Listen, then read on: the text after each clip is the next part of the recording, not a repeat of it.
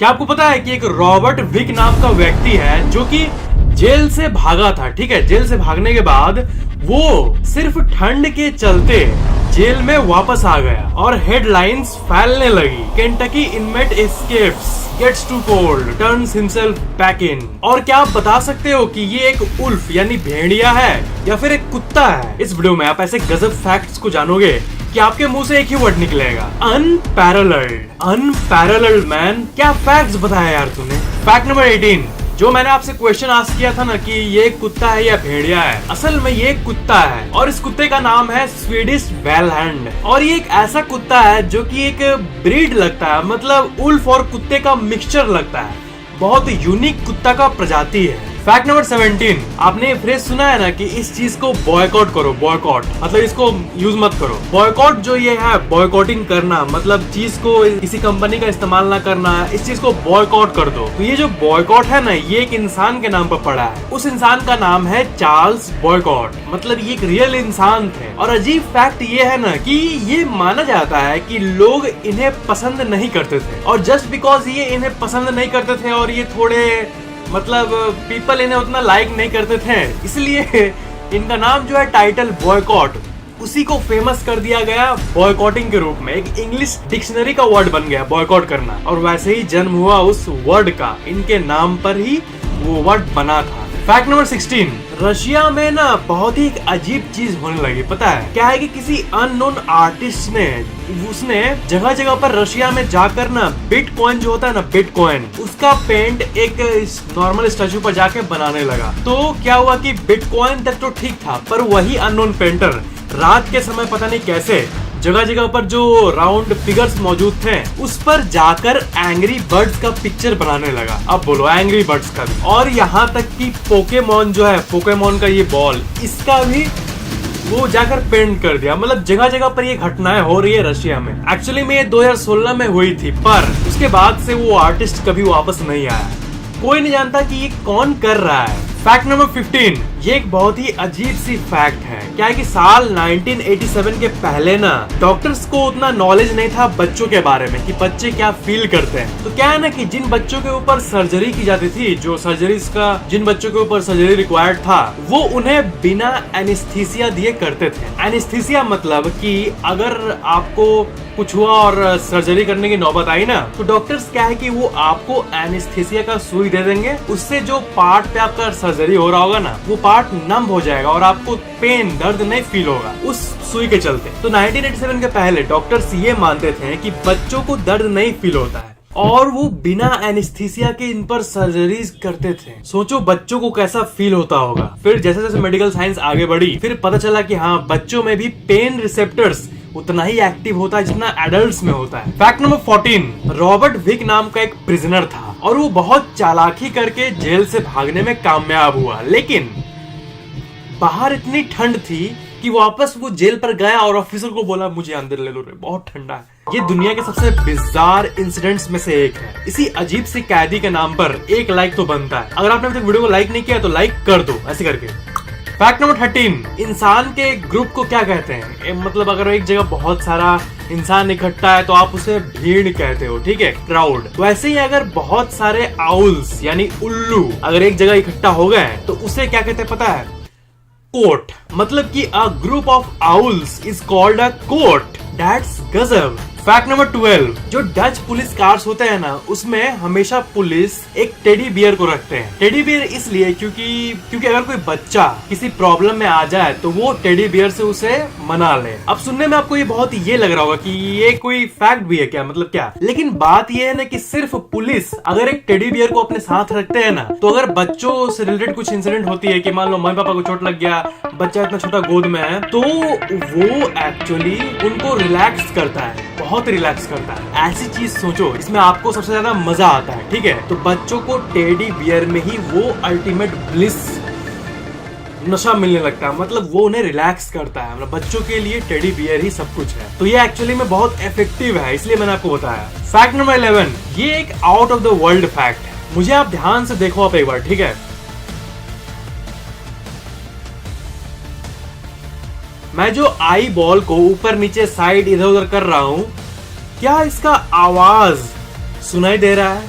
Of course नहीं सुनाई दे रहा है, लेकिन यही मिस्ट्री है। सुपीरियर कैनल डेसन सिंड्रोम ये एक ऐसी बीमारी होती है, अजीब सी बीमारी, जिसमें आपके बॉडी के अंदर जो एक्टिविटीज चलती है, जैसे खून दौड़ना, मसल का बिल्डअप होना, आंखों का इधर उधर करना, ये सब का आवाज उन्हें लिटरली सुनाई देता है। जानते हो, ये मेडिकल मिस्ट्रीज जो है, इतने मेडिकल मिस्ट्री, उसमें ये टॉप पर आता है। फैक्ट नंबर 10, रशिया में एक स्कूल है और आप इसे देखो, इसे कहते हैं fairy tale school. Fairy tale क्योंकि ये बिल्कुल एक कैसल, एक महल, पुराने जमाने में होते थे ना राजा रानियों के महल, वैसा स्कूल है। और कैसल की तरह दिखने वाले इस स्कूल का नाम है ऑर्डिनरी मिरेकल स्कूल और ये रशिया में मौजूद है। बहुत फेमस स्कूल है। फैक्ट नंबर 9, जब आप स्ट्रेस्ड होते हो ना, मतलब आप तनाव में होते हो, तब आपका ब्रेन ना लिटरली हीट अप होने लगता है, मतलब लिटरली गर्म होने लगता है। एक्चुअल में आप देखना, अगर आपको बहुत टेंशन टाइप का फील हो ना, तो आप इसे छूना,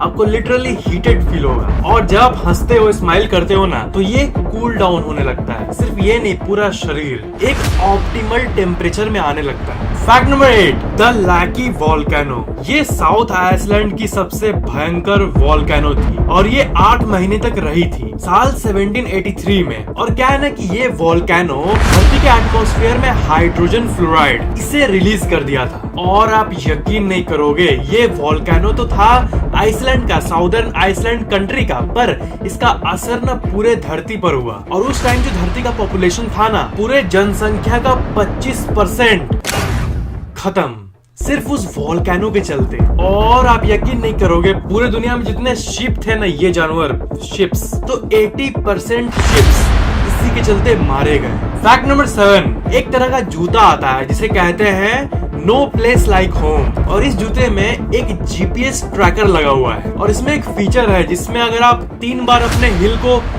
पैर है आपका, ये ऐसे 3 बार हिल को नीचे टच करोगे ना, तो आपको अपने आप पैर को ये आगे बढ़ाने लगेगा और आपका घर जो है वहां पहुंचा देगा। दैट्स गजब। फैक्ट नंबर 6, लियो फेंडर। ये फेंडर म्यूजिकल इंस्ट्रूमेंट कॉर्पोरेशन के मालिक है और इसका जो गिटार होता है इस कंपनी का, वो दुनिया का सबसे बेस्ट गिटार होता है, ये माना जाता है। तो फैक्ट ये है कि इस कंपनी का जो मालिक है, उन्होंने खुद ये पब्लिक में कहा है कि मुझे गिटार बजाना नहीं आता। फैक्ट नंबर 5, जो प्लूटो ग्रह है, जो सोलर सिस्टम का आखिरी ग्रह है, उसका नाम जो है वो एक बच्ची ने दिया था, एक छोटी सी लड़की ने दिया था। साल 1930 के आसपास प्लूटो का डिस्कवरी हुआ था और जिस ऑब्जर्वेटरी में ये डिस्कवरी हुआ था, उसी में एक लड़की रहती थी छोटी सी। वहाँ के एक साइंटिस्ट की पोती थी, उसका नाम था वेनेटिया बर्ने और उसने ये नाम प्लूटो, PLUTO, इस नाम को अपने दादाजी को सजेस्ट किया और तभी उस छोटी सी बच्ची ने इतिहास बना दिया। फैक्ट नंबर 4, डेली सुबह आप जब ब्रश करते हो ना,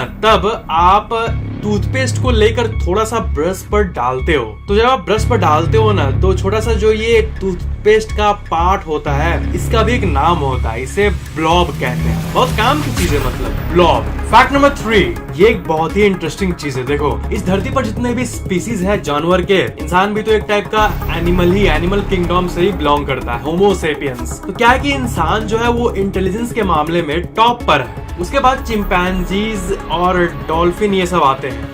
तो जो ये डॉल्फिन है, ये बहुत ही खास है क्योंकि शीशे में देखकर ये समझना कि ये मैं हूँ, इस चीज को इंसान ही कर सकता है। अभी तक ये माना जाता था, पर ये ट्रू नहीं है। डॉल्फिन्स भी ये चीज कर सकती है। अगर डॉल्फिन्स के सामने शीशा रख दिया जाए तो वो देखकर समझ जाएगी कि ये मैं हूँ। ये एक रिसर्च में पता चला था और ये चीज शीशे में देखकर अपने आप को समझ लेना कि ये मैं हूँ, इसे चिंपैंजी भी कर सकता है। मतलब जितने स्पीसीज है, करोड़ों लाखों अरबों, उसमें से सिर्फ ह्यूमंस, चिंपैंजीज और डॉल्फिन्स, यही तीनों हैं जो कि अपने सेल्फ को देख सकते हैं और सेल्फ अवेयर हो सकते हैं अपने बारे में। फैक्ट नंबर 2, जब भी आप लंदन सुनते होंगे, लंदन शहर, तब आपके मन में ये वाला इमेज जरूर आता होगा। ये है लंदन का famous big Ben building, big Ben नाम है। क्या है ना कि ये भी लीनिंग टावर ऑफ पीसा, जो कि आपको पता ही होगा कि एक ऐसा वंडर है जो कि टिल्टेड है, मतलब टेढ़ा है हल्का सा। तो बिल्कुल वैसे ही बिग बेन जो है ये भी